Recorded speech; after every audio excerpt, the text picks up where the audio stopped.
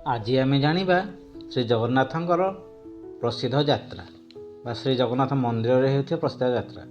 ସମସ୍ତେ ଜାଣିଛେ ସବୁଠୁ ବଡ଼ ଯାତ୍ରା ହେଉଛି ରଥଯାତ୍ରା, କିନ୍ତୁ ରଥଯାତ୍ରାକୁ ଛାଡ଼ିକରି ଅନ୍ୟ ବହୁ ପ୍ରକାର ଯାତ୍ରା ହୁଏ। ତେଣୁ ଅନ୍ୟ ସବୁ ଯାତ୍ରା ବିଷୟରେ ଜାଣିବା। ପ୍ରଥମେ ଚନ୍ଦନ ଯାତ୍ରା। ଏହି ଯାତ୍ରା ବୈଶାଖ ମାସ ଶୁକ୍ଳ ତୃତୀୟାରୁ ଆରମ୍ଭ ହୋଇ 21 ଦିନ ପର୍ଯ୍ୟନ୍ତ ହୁଏ। ଆରମ୍ଭ ତିଥିକୁ ଅକ୍ଷୟ ତୃତୀୟା ବୋଲି କୁହାଯାଏ। ରାମ, କୃଷ୍ଣ, ମଦନମୋହନ, ଲକ୍ଷ୍ମୀ, ସରସ୍ୱତୀ ଓ ପଞ୍ଚୁପାଣ୍ଡବଙ୍କୁ ନରେନ୍ଦ୍ର ସରୋବରକୁ ବିମାନରେ ନିଆଯାଏ। ସେଠାରେ 2 ଗୋଟି ଚାପରେ ଠାକୁରମାନଙ୍କୁ ବସାଇ ନରେନ୍ଦ୍ର ପୋଖରୀର ଚାରିପଟେ ବୁଲାଯାଏ। ପରେ ପୋଖରୀ ମଧ୍ୟସ୍ଥିତ ଚନ୍ଦନ ଘରକୁ ନେଇ ସେଠାରେ ସୁବାସିତ ଜଳରେ ସେମାନଙ୍କୁ କିଛି ସମୟ ସ୍ନାନ କରାଯାଏ। ତାପରେ ସେମାନଙ୍କୁ ବେଶ କରି ଭୋଗ କରାଯାଏ। ଶେଷରେ ଆଉ ଥରେ ଚାପରେ ବସି ଠାକୁରମାନେ ବୁଲନ୍ତି ଓ ଶ୍ରୀମନ୍ଦିରକୁ ଫେରନ୍ତି। ଶେଷ ଦିନକୁ ଭଉଁରୀ ବୋଲି କୁହାଯାଏ। ତାପରେ ନୀଳାଦ୍ରି ମହୋଦୟ। ବୈଶାଖ ମାସ ଶୁକ୍ଳ ଅଷ୍ଟମୀ ମଧ୍ୟାହ୍ନରେ ଏହି ଉତ୍ସବ ପାଳନ କରାଯାଏ। କୁହାଯାଏ ଯେ ଏହି ଦିନ ଏହି କ୍ଷେତ୍ରରେ ପ୍ରଥମ କରି ପୁରୁଷୋତ୍ତମଙ୍କର ପ୍ରତିଷ୍ଠା କରାଯାଇଥିଲା। ଏହି ଦିନ ଶ୍ରୀ ଜଗନ୍ନାଥଙ୍କର ବିଶେଷ ଅଭିଷେକ ହୁଏ। ତାପରେ ସ୍ନାନ ଯାତ୍ରା।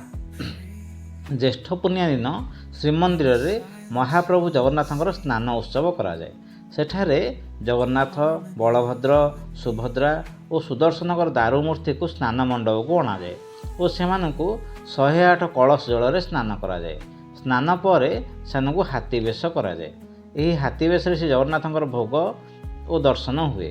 ଶେଷରେ ବିଗ୍ରହମାନଙ୍କୁ ମନ୍ଦିର ମଧ୍ୟକୁ ନିଆଯାଏ, କିନ୍ତୁ ରତ୍ନ ସିଂହାସନରେ ବସାଯାଏ ନାହିଁ।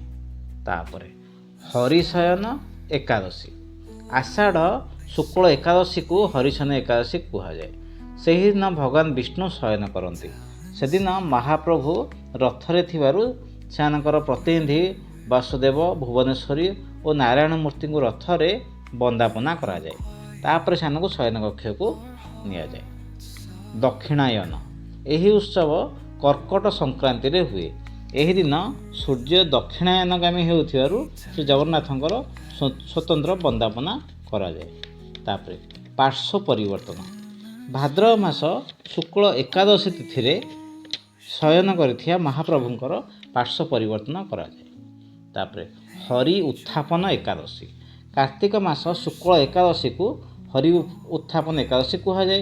ସେହିଦିନ ଚତୁର୍ମାସ୍ୟା ପରେ ଭଗବାନ ଶୟନ ତ୍ୟାଗ କରନ୍ତି। ତେଣୁ ସେହିଦିନ ପୂର୍ବ 3 ମୂର୍ତ୍ତିଙ୍କୁ ଶୟନ କକ୍ଷରେ ଜାଗ୍ରତ କରାଯାଏ। ପ୍ରାବରଣ ଷଷ୍ଠୀ। ମାର୍ଗଶିର ମାସ ଶୁକ୍ଳ ଷଷ୍ଠୀକୁ ପ୍ରାବରଣ ଷଷ୍ଠୀ କୁହାଯାଏ।